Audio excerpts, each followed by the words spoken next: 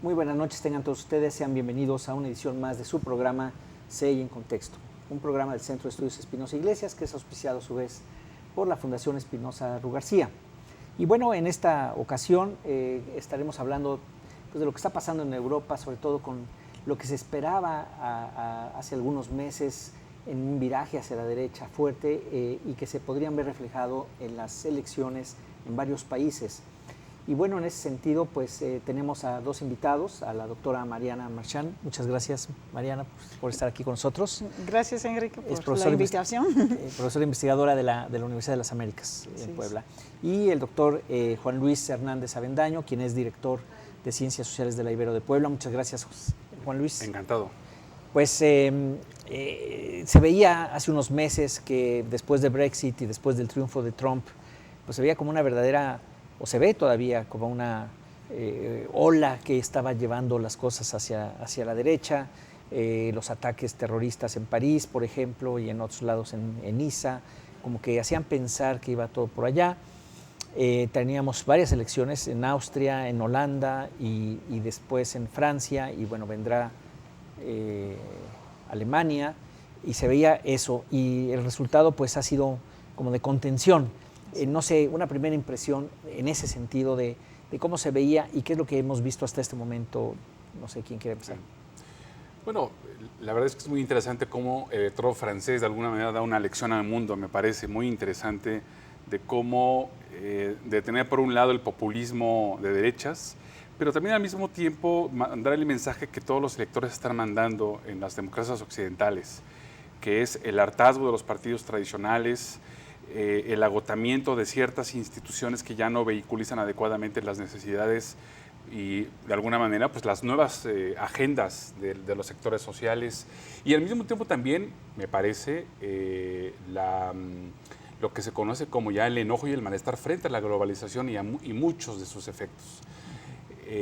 Creo que Macron fue muy hábil en ese sentido para poder, diríamos, hacer una suerte como de propuesta. Si acudimos a Bauman, a Zygmunt Bauman, fue una suerte como de candidato líquido, digamos, rebasando a la derecha, a la izquierda, haciendo una suerte de combinación de estas agendas y saliéndose de los elementos tradicionales de la política francesa, aunque sin ser antisistema.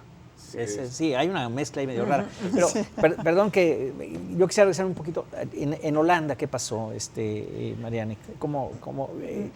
¿Qué sucedió allá? Mira, lo que pasó allá es que en realidad la gente también tiene ese rechazo a la política de antes, de siempre, de los partidos políticos, pero al mismo momento vieron Trump y Brexit. Y mucha gente pensaba, eso es realmente el camino que queremos tomar, ¿no? Porque si vamos a votar para el partido de ultrapopulista, ultraderecha de Wilders, entonces ahí sí, quién sabe qué va a pasar. Entonces había como un efecto de oposición, digamos, hacia ese tipo de políticos, ¿no? Porque Wilders también ha sido como un poquito como Trump, de repente dice algo, tiene muchos problemas, también ya lo fallaron en un corte por discriminación y todo eso.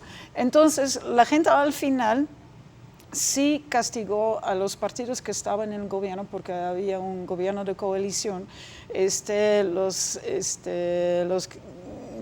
básicamente los socialdemócratas y los liberales, pero más liberal derecha, ¿no?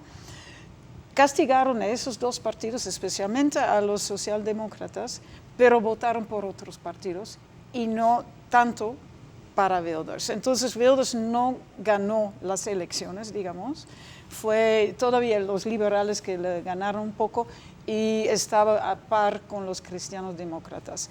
Entonces, en realidad, que se veía en las encuestas que él iba a ganar, que iba a ser el partido más grande, no se cumplió. Y creo que la gente sí se asustó un poquito por los efectos negativos de Brexit y de Trump. Entonces fue un ejemplo que no quisieron seguir. Pero hasta hoy en día todavía estamos en negociaciones para formar un gobierno de coalición y ya son 2 meses después. O sea, ni siquiera no se ha podido formar el gobierno. Que, no. Bueno, los Países Bajos y Bélgica ya son casi expertos, ¿no? Se les junta España también. Pero bueno, sí. Juan Luis, ¿tú cómo ves que este efecto Trump, digamos, en Francia? Sí, a mí me parece efectivamente interesante esta expresión de contención. Es una muy buena expresión porque definitivamente estábamos un poco asombrados de que los norteamericanos no hayan hecho posible esa contención, que de hecho hayan permitido en las urnas y con el modelo que tienen ese auparse de esta figura de Trump con todo lo que significa. Y definitivamente con lo que ha pasado con el Brexit, con lo que pasó en Colombia, los procesos electorales han comenzado a tener muchas sorpresas, cada vez más electores que no se muestran en las encuestas, cada vez fenómenos sociales y políticos que se cruzan con políticas identitarias, con políticas simbólicas, con hartazgo de la gente en todos los sentidos. Entonces, digamos, no estaba tampoco tan claro que los franceses lo iban a hacer, por eso me parece que fue muy interesante el resultado. Y también lo que es cierto y que llama la atención y que vale la pena mucho analizar es el agotamiento de los partidos tradicionales en sociedades como la francesa, por ejemplo, en donde se supondría habría una suerte de estabilidad política razonablemente buena, que se suma también a la española, en la que los partidos tradicionales, en el caso de Francia después de la Segunda Guerra Mundial, en el caso de España después de Franco, pues lograron de alguna manera representar los socialistas y los de la derecha, los republicanos en el caso francés, con distintos nombres, pues razonablemente el centro derecha, el centro izquierda y con una suerte de equilibrio político que hoy ya no funcionó y que las dos fuerzas políticas ni siquiera estuvieron en la segunda vuelta francesa. Eso ya dice mucho, ya había pasado anteriormente con Jacques Chirac, pero eso quiere decir que la política, digamos, clásica, representativa de los partidos, sobre todo hegemónicos del siglo XX, pues prácticamente están diciendo adiós, no se están acomodando a las múltiples complejidades sociopolíticas del siglo XXI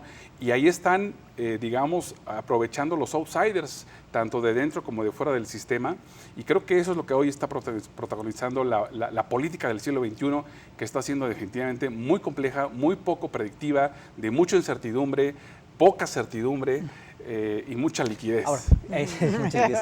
Fíjate, me parece muy interesante lo que mencionan, porque, y si tomamos también que esto se está dando en diferentes regímenes políticos, es decir, desde un presidencialismo de estilo norteamericano, más bien hacia un tipo parlamentarismo en Holanda, en Francia una cosa mixta, y sin embargo, digamos, parecería, a ver, no sé, yo no soy politólogo, entonces ustedes me dicen, pero me da la impresión que tiene más que ver con las bases, que son como diferentes, como que ya no están contentas, tal. ¿Qué tanto rifa el sistema político? Es decir, si es presidencialista o es parlamentarista, ¿cómo sería? ¿Hasta dónde rifa? ¿Hasta dónde rifa? Mira, yo creo que, por ejemplo, al menos en un sistema parlamentario como es en Holanda o Países Bajos, es muy complicado de obtener un partido que tiene 50% o más, ¿sí?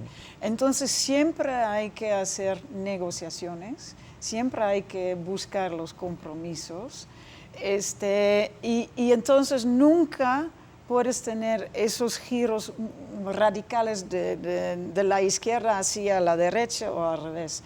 Es imposible por el sistema, ¿sí? Porque es un sistema parlamentario, pero además es un sistema de elección proporcional. Entonces, cada partido tiene un porcentaje y está reflejado en el Parlamento, y no es que uno gana el distrito, no, el distrito puede ser dividido entre los partidos, ¿no? Entonces creo que ahí sí ya hay una diferencia muy importante, que por ejemplo en Gran Bretaña sí todavía es el sistema de winner takes all, ¿no? Entonces ahí sí creo que va a ser muy complicado de tener, aunque Wilders con su partido populista ultraderecha hubiera ganado, digamos, y hubiera sido el partido más grande, los demás partidos ya dijeron, no queremos estar en el gobierno con él. Entonces ya no se pudo hacer nada. aunque si hubiera ganado 30%, los demás todavía tienen 70% y hubieran hecho un gobierno entre ellos. Entonces, imposible de hacer, tener como un Trump en ese sentido, ¿sí?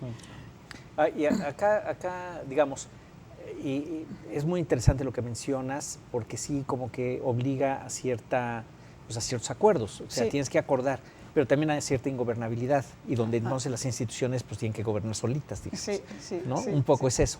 ¿O cómo ves? Es que son dos caminos muy interesantes, porque podríamos decir que el sistema parlamentario, a mi juicio, es el mejor sistema para representar los intereses de la sociedad, porque los representa proporcionalmente.